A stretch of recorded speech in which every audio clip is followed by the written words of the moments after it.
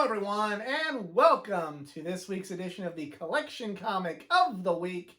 We are back after a brief hiatus. I appreciate everyone bearing with me. Had to take some time to deal with some family stuff, so really appreciate you being without this portion of my channel for a little while. But we are back, and we are coming back strong with the first part of one of my all-time favorite stories from one of my all-time favorite writers.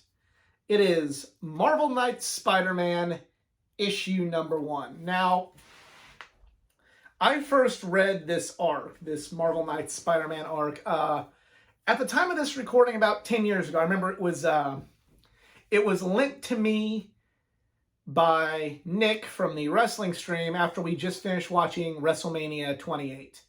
And we were going to do some, not necessarily trading for, permanent, but just kind of like, hey, I'll borrow these books.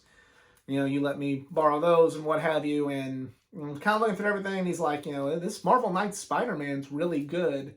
And I'm like, well, what's Marvel Knights? I'd kind of been out of the comic game a little while, other than a few issues here and there. And he's like, oh, it's this kind of different imprint from Marvel where things are a little bit more intense and a little bit more adult-oriented. And there was Marvel Knights Daredevil, which kind of lends itself to being a little bit more adult-oriented. Punisher, which definitely lends itself to a more adult-oriented comic. But Spider-Man really didn't strike me as the type of character that could go in that direction at the time.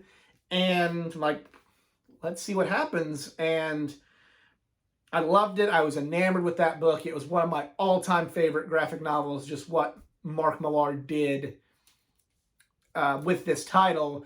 And from there, I just became a Mark Millar fan. There was, found out all the other work he's done. From there, I just wanted, if there's a Mark Millar book, I would check it out. He's had some that I've really liked, some that I haven't liked, but my appreciation for that writer came from this series.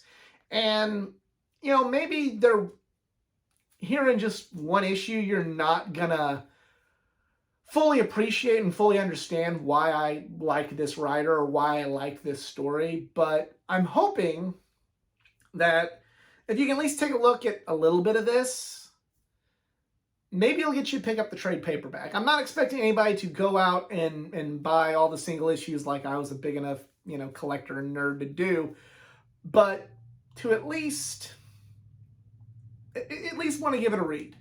If you can at least kind of cliff notes it to where you want to fall down the rabbit hole. So, without any further ado, let's check it out. Really cool cover. I mean, it's basic, but I've said in the past, sometimes greatness is achieved through simplicity.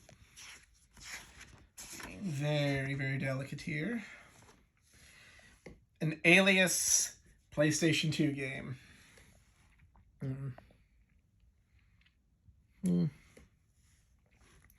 Kind of starts off, but then it's a very, it starts with a very dark tone, it's like your guns blazing. You have one page to prepare yourself for all of this. And you're already fighting. There's the Goblin, there's Spider-Man fighting. Got some swagger from Peter. Who's your daddy? Who's your dad? Which, I mean,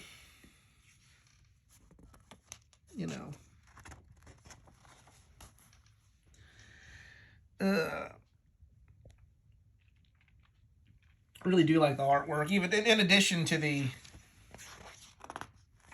the great writing, because I'm just such a Millar fan. I do like the writing. Daredevil the video game. Well, maybe it was better than the first movie. Who knows?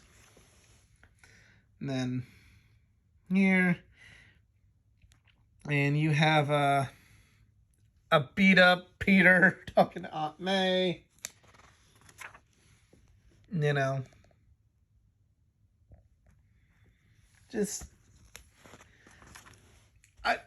I'm not going through all the dialogue because I want you to read this series. This is a phenomenal series, and I don't want to spoil it. You know, by giving this little taste, you know, I want you to seek out this graphic novel or single issues.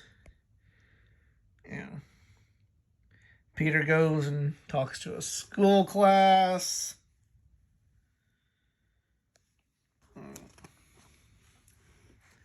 And, you know, Ben Parker's grave has been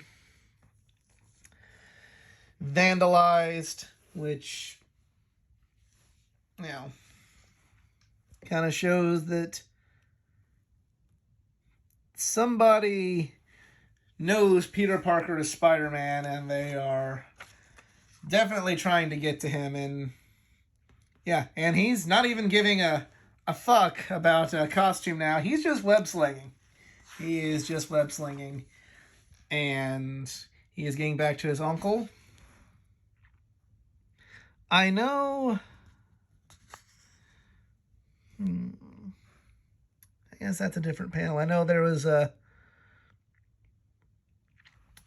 maybe there was a little Easter egg in one of the panels there, but maybe I'm mistaken. But nonetheless, you can get to the conclusion, and they have ransacked Aunt May's apartment, and yeah, kind of a spread cover with, you see the back there. I don't really want to damage the binding, so I'm not going to show it. But yeah, that is Marvel Knights Spider-Man, issue number 1.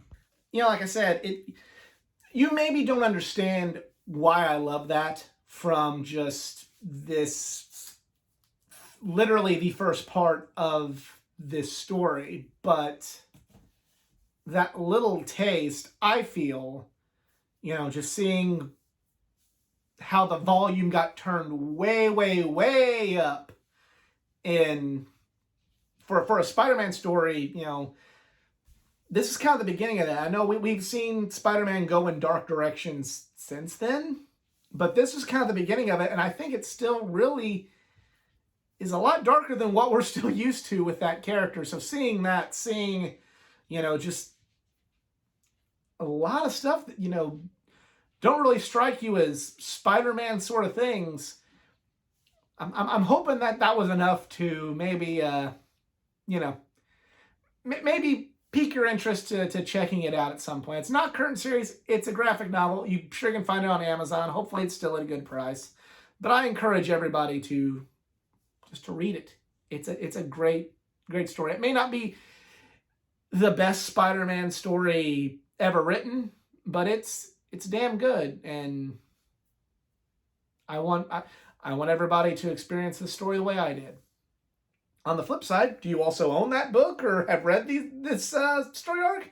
Let me know in the comments section below. If you enjoyed this video, please give it a like, share, subscribe for more content, not just from the world of comic books, but from the world of pro wrestling, gaming, anime, and all things geek culture. Follow me on my social media pages, facebook.com/athleticgeek89, Twitter @athletic_geek89, Instagram @athleticgeek89. If you'd like to help this channel out financially, I'm on Patreon, patreon.com/athleticgeek89. Other than that, I'm out. Yabaku. Later.